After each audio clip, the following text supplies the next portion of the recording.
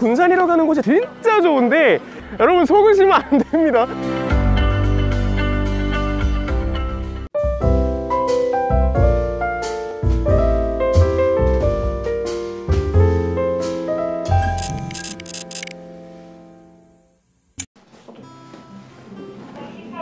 안녕하세요. 드디어 초원사진관에 도착을 했습니다. 지금 제가 서 있는 곳은 이 사진관 안쪽인데요. 군산에 오시면은 여기서 사진은 무조건 아마 찍고 가실 것 같아요. 그러니까 지금 밖에가 조금 어두워지긴 했지만 그래도 굉장히 많은 분들이 여기서 사진을 찍고 계십니다. 이 초원사진관이 사실 그 영화 8월의 크리스마스 촬영지로 굉장히 유명해진 곳이잖아요. 근데 사실 이 사진관 자체는요, 원래 사진관으로 운영이 됐던 적은 없습니다. 100% 영화를 위한 세트장으로 만들어진 곳인데, 영화 세트장이 되기 전에는 이 자리가 원래 차고였다고 하죠. 차고? 그냥 차고였대요. 근데 이제 원래 8월의 크리스마스 그 제작진이 실제 사진관을 섭외를 하려고 이제 전국을 돌아다니고 있었는데, 영화 장면이랑 이제 딱 맞아 떨어지는 그 사진관의 분위기가 아무 데도 없었다고 합니다. 그래서 어디서 촬영을 하면 좋을까 굉장히 고민을 하다가 이 자리에 이렇게 빛이 샥 들어오는 지금 이 자리가 너무 마음에 들었대요. 그래서 이제 원래 세트를 쓸 생각이 아니었는데 부득이하게 이 차고에다가 이 초원사진관이라고 이제 만들어 놓고 영화를 촬영을 했다고 합니다. 이름이 이제 초원사진관이잖아요. 요게 이제 한석규 씨가 실제로 어릴 적에 동네에 있었던 그 사진관의 이름을 그대로 가지고 와서 여기다가 이제 이름을 붙인 거라고 합니다. 그래서 이제 굉장히 많은 분들이 또 사진을 찍고 계시는 이 초원사진관까지 오늘 군산에서 조금 둘러봤고요. 여기서 사진 찍으시고 또 인스타그램에 올리시고 하시면은 군산 여행은 굉장히 완벽해지지 않을까라는 생각이 또 드네요. 안녕하세요. 해가 이렇게 오늘 또 열심히 여행을 하다 보니 다 져버렸는데, 사실 저희가 여행을 하다 보면 굉장히 유명한 장소에 가서 사진도 찍고 맛있는 음식을 먹는 것도 물론 좋지만, 제 뒤에 있는 이런 지역에 있는 자그마한 독립서점과 같은 곳을 찾아보는 것도 여행에서는 굉장히 특별한 재미가 되지 않을까라는 생각이 듭니다. 제 뒤에는요, 마리서사라고 하는 이제 군산 지역에 좀 유명한 그런 독립서점이 있는데요. 이 마리서사는 사실 원래 군산에 있던 곳은 아니라고 합니다. 1935년에 서울 종로 3가 쪽에 당시 시인이셨던 이제 박인환 시인께서 직접 만들었던 이제 서점의 이름이었는데요. 서사는 이제 서점이라고 하는 뜻이고요. 마리라고 하는 이름에는 두 가지 뜻이 담겨 있다고 합니다. 시인이었던 마리 로랑생의 이름을 땄다라고도 이제 알려져 있고요. 또는 모더니즘 시인이었던 안자이 후요의 군함 말리라고 하는 작품에서도 이름을 따왔다고 합니다.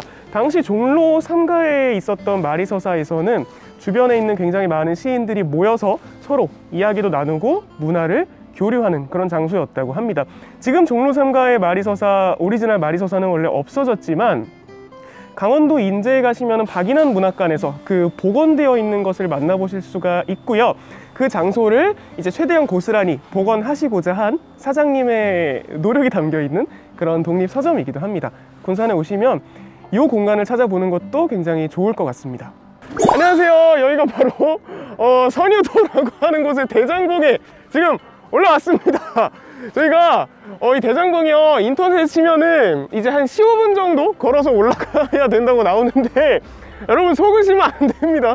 여기 계단이 되게 가팔라서 15분 조금 더 잡으시고 천천히 올라오시는 게 아마 좋을 것 같아요. 여기 조금만 더 계단 몇 개 올라가면 대장봉 바로 정상이고요. 경치가 진짜 좋아가지고 이따가 또 올라가서 이 선유도라고 하는 곳에 대해서 설명을 드리도록 하겠습니다. 여러분, 여기가 드디어 이 선유도라고 하는 군산의 앞바다에 있는 섬의 가장 최정상인 대장봉이라고 하는 곳인데요. 지금 뒤편에 보시면 대장봉 여기가 해발 142m라고 써 있어요. 근데 제가 올라오면서 느꼈는데 142m 훨씬 더 되는 것 같기는 한데, 일단 저희 정상에 도착을 했습니다. 여기 뒤편에 경치가 진짜 좋은데 군산 시내에서 1시간 조금 안 되게 차로 걸리거든요. 그래서 선유도라고 하는 곳에 오시면은 진짜 좋은 이런 경치를 또 보실 수가 있어서 군산 여행하시면은 아마 여기 와주시면 진짜 좋을 것 같아요. 이 선유도라고 하는 데가 이제 저기 서울에 그 양화대교 쪽에도 똑같은 이름의 섬이 있는데 그곳은 아니고요. 이 선유도가 사실 고려시대 때부터 굉장히 중요한 그런 장소였다고 합니다. 왜 중요했냐면 고려시대 때 저기 중국 송나라에서 사신이 올 때 고려 왕실에서 직접 그 사신들한테 마중 나갔던 장소가 바로 이 선유도라고 하거든요. 그래서 이곳에는요, 고려 왕들이 머무는, 이제 왕이 머무는 행궁이라고 하는 그런 건물들도 지어져 있었고, 또 군산 앞바다에 이제 어부들이 바다에서 좀 안전하기를 기원하는 마음에서 여기다가 이제 사당 같은 걸 지어 놓고 기도를 하기도 했다고 합니다. 이런 어떤 역사적인 의미도 있고 굉장히 좋은 경치도 있으니까 와보시는 거 진짜 좋을 것 같아요. 저도 빨리 설명드리고 이 사진을 조금 찍고 싶어가지고 빨리 가봐야 되거든요. 군산 오시면 선유도는 꼭 와보셔야 됩니다. 군산에 오셔서 이 동국사도 되게 많이 찾아주실 것 같아요. 일본식 사찰인데 이 동국사가 언제 만들어지게 되냐면 1909년에 일본인 스님이었던 우치마 붓칸이라고 하는 사람에 의해서 이제 만들어지게 됩니다. 그 사람이 처음에는요 본인의 집에서 이제 포교 활동을 했었다고 해요. 그러다가 나중에 이제 일본 정부와 그리고 이제 주변 사람들의, 주변 이제 불교 신자들의 돈을 조금 끌어 모아서 이렇게 절을 조금씩 넓혀 갔다고 합니다. 그래서 쭉 이렇게 일본인들을 위한 사찰로 이 동국사가 운영이 되는데, 처음에는 이름이 동국사가 아니었고요, 금강사였다고 합니다. 이 금강사에는 당시에 아무래도 일본인들을 위한 사찰이었다 보니까 당시에 이제 전쟁에서 죽은 일본군의 위패라던가 일본군의 유골을 이 공간에다가 이제 보관을 했었다라고도 이야기를 합니다.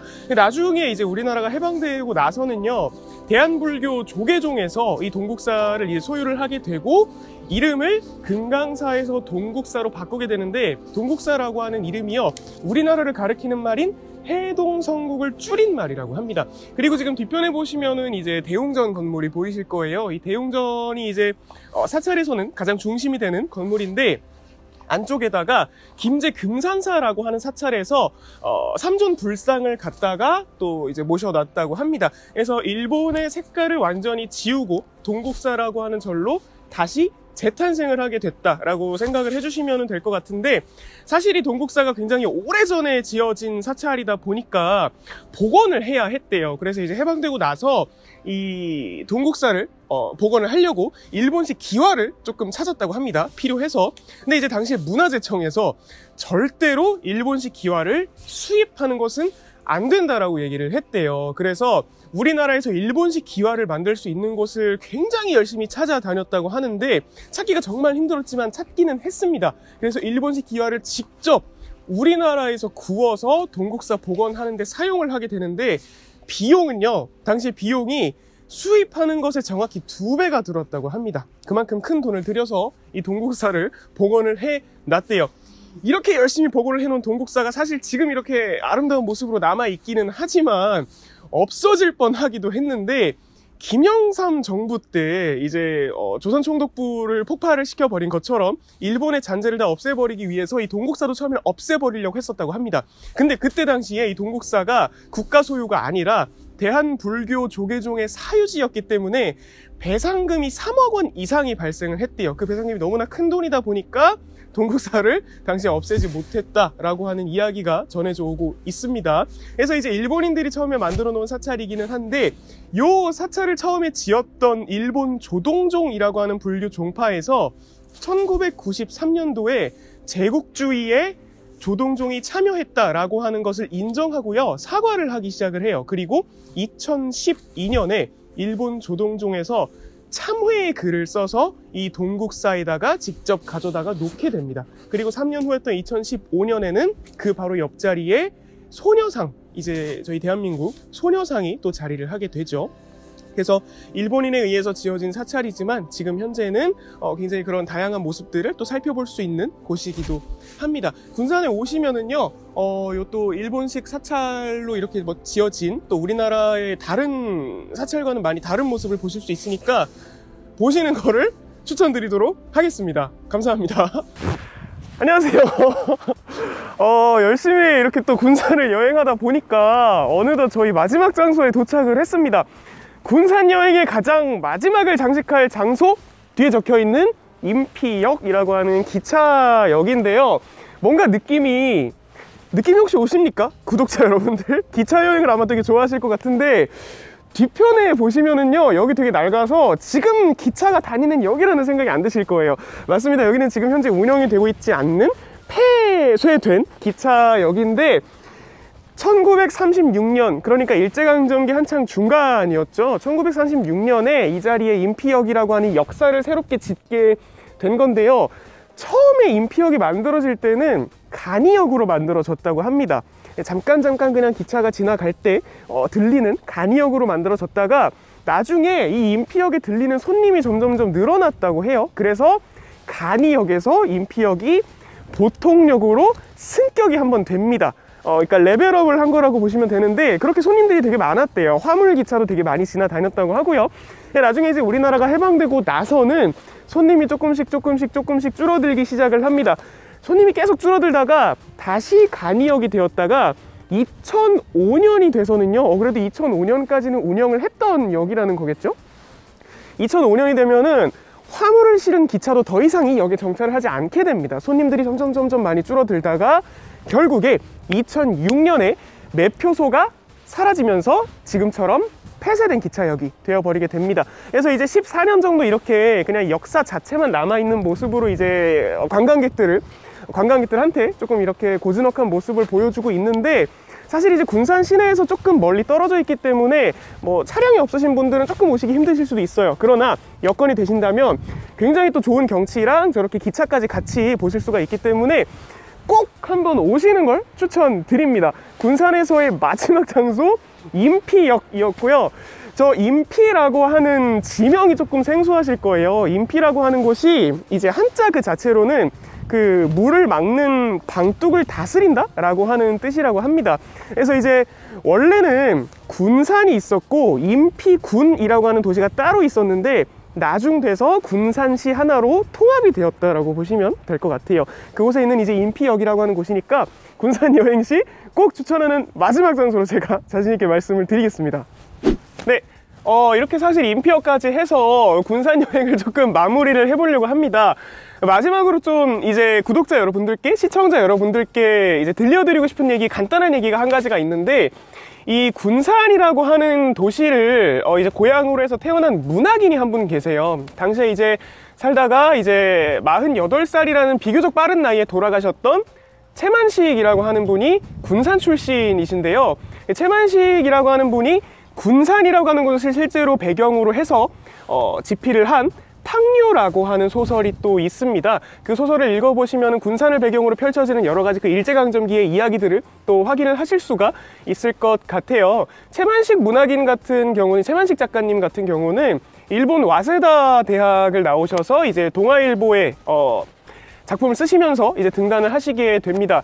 근데 이제 안타깝게도 이제 시기적으로 굉장히 힘든 시기였고, 또 이제 본인께서 어떤 생각을 가지고 계셨는지는 제가 사실은 잘 모르겠지만 이제 친일 행위를 하시게 되세요. 그래서 이제 일제를 좀 옹호하는 그런 작품을 많이 쓰기도 하십니다. 그러다가 나중에 이제 해방되고 나서는요, 다시 민족의 죄인이라고 하는 작품을 발표하면서 본인이 몇십 년 전에 했던 그 친일 행위를 반성하는 모습을 또 보이기도 하는 분이 채만식이라고 하는 작가님이시죠. 그래서 그분의 고향이기도 한 이 군산이니까요, 혹시 이제 여행을 할 계획이시라면 그분에 대해서 조금 살펴보시는 것도 굉장히 여행을 즐기는 방법 중에 하나가 될 것 같습니다.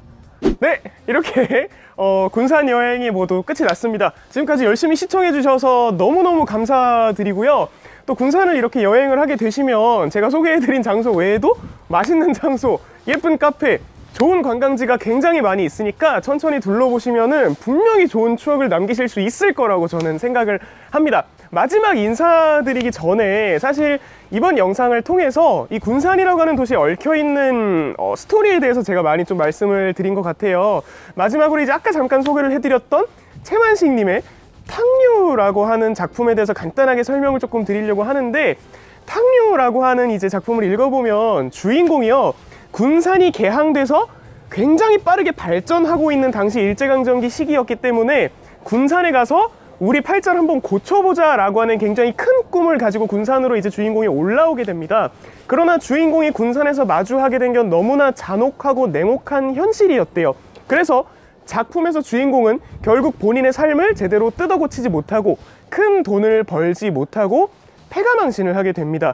본인의 굉장히 아꼈던 딸까지 이제 고태수라고 하는 인물에게 팔아 넘기듯 시집을 보내버리게 되면서 완전히 나락으로 떨어지는 주인공의 모습이 이제 서술이 되어 있는데, 사실 이제 군산이라고 하는 곳이 당시에 빠르게 발전을 한 것은 맞는 것 같습니다. 그러나 이제 왜곡된 발전이었다라고도 말씀을 드릴 수가 있을 것 같아요. 그 모든 발전들이 누구를 위한 발전이었고 어떤 사람들이 군산에서 어떤 삶을 살았는지를 이 여행을 하시면서 한 번쯤 생각을 해보시면은 보다 풍성한 여행이 되실 거라고 저는 생각을 합니다.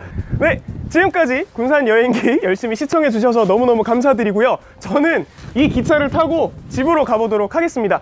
다음에 또 만나요. 안녕.